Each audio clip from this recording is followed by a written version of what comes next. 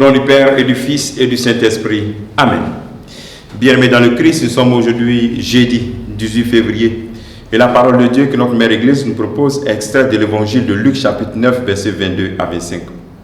En ce temps-là, Jésus disait à ses disciples, « Il faut que le Fils de l'homme souffre beaucoup, qu'il soit rejeté par les anciens, les grands prêtres et les scribes, qu'il soit tué et que le troisième jour, il ressuscite. » Il leur disait à tous, « Celui qui veut marcher à ma suite, qu'il renonce à lui-même, qu'il prenne sa croix chaque jour et qu'il me suive.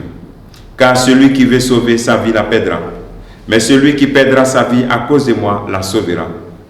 Quel avantage un homme aura-t-il à gagner le monde s'il perd ou se ruine lui-même? » Acclamons la parole de Dieu. Louange à toi, Seigneur Jésus.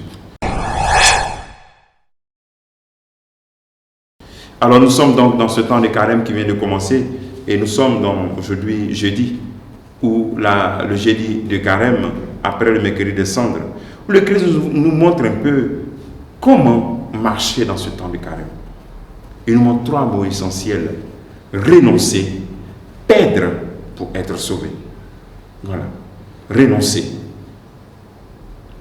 Que nous puissions renoncer à nous-mêmes, prendre notre croix. Dans le renoncement, c'est analyser sa vie et puis voir ce qu'il y a dans ma vie qui n'est pas en phase avec l'idéal d'humanité que le Christ est venu instaurer. Souvent, notre moi empêche beaucoup de choses. Nous sommes souvent remplis de nous-mêmes. Moi, je. Donc, on doit renoncer à nous-mêmes, à nos projets qui ne sont pas en phase avec les projets de Dieu. Renoncer à nous-mêmes pour laisser le Christ prendre toute la place. Prendre toute la place. Et prendre notre croix. De quelle croix il s'agit ici? Il s'agit tout simplement de la croix liée à mon désir de marcher avec radicalité à la suite de Christ. C'est cette croix que je dois prendre. Parce qu'il n'est pas facile de vouloir marcher à la suite de Christ avec radicalité. Souvent, beaucoup d'entre nous ne prenons pas cette décision. Nous croyons que c'est impossible de rechercher la perfection ou la sainteté.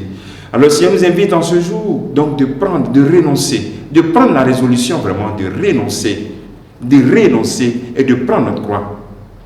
Deuxième mot, perdre sa vie. Nous devons apprendre à perdre notre vie. Beaucoup d'entre nous, souvent, nous avons fondé notre vie sur quelque chose, mais qui n'est pas digne de Jésus-Christ. Nous avons fondé notre vie sur un travail corrompu, sur un commerce rempli de corruption, où nous surfacturons, nous multiplions par 10 les prix. Mais ça, le Seigneur nous invite aussi à savoir perdre notre vie là-dedans. C'est-à-dire qu'il y a un manque à gagner, il y a quelque chose que nous perdons.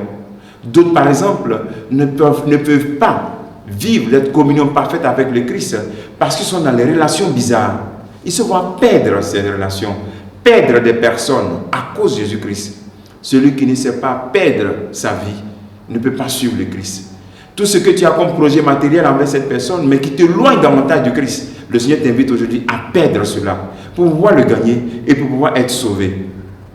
Nous devons être prêts aujourd'hui pour perdre notre vie, à vendre tout ce qui n'est pas digne du Christ pour pouvoir le gagner. Souvent, c'est le contraire que nous faisons. Nous vendons Jésus pour le monde. Nous nous éloignons de Jésus-Christ. Nous ne venons plus à la prière. Nous ne communions plus. Nous lâchons Jésus-Christ pour nous attacher à ce qui n'est pas digne de lui. Alors donc, nous devons renoncer et perdre pour suivre. Parce que celui qui veut gagner sa vie, tu vas faire tous les projets. Si Dieu n'est pas dans ton projet, tu perds ta vie. Si Dieu n'est pas dedans, tu perds ton temps. C'est pour cela que le Christ t'invite vraiment à rentrer dans ce projet de salut. C'est en cela que tu seras sauvé. Si tu le laisses prendre toute la place, ne calcule pas le temps, ne calcule pas ce qu'il reste à faire. Abandonne-toi tout simplement à Dieu. Fais au moins cette expérience. Essaie au moins pour voir. Et tu verras ce qu'il y a quand on est sauvé. Cette paix intérieure, cette joie et cette dignité que tu retrouves au nom de Jésus-Christ. Le travail que tu demandes en ce jour, tu peux te retirer et te poser cette question. Qu'est-ce que je dois perdre aujourd'hui pour être digne du Christ, pour être un digne enfant de Dieu, une digne fille de Dieu? Que le Seigneur te bénisse, qu'il nous bénisse tous en ce jour. Au nom du Père et du Fils et du Saint-Esprit. Amen.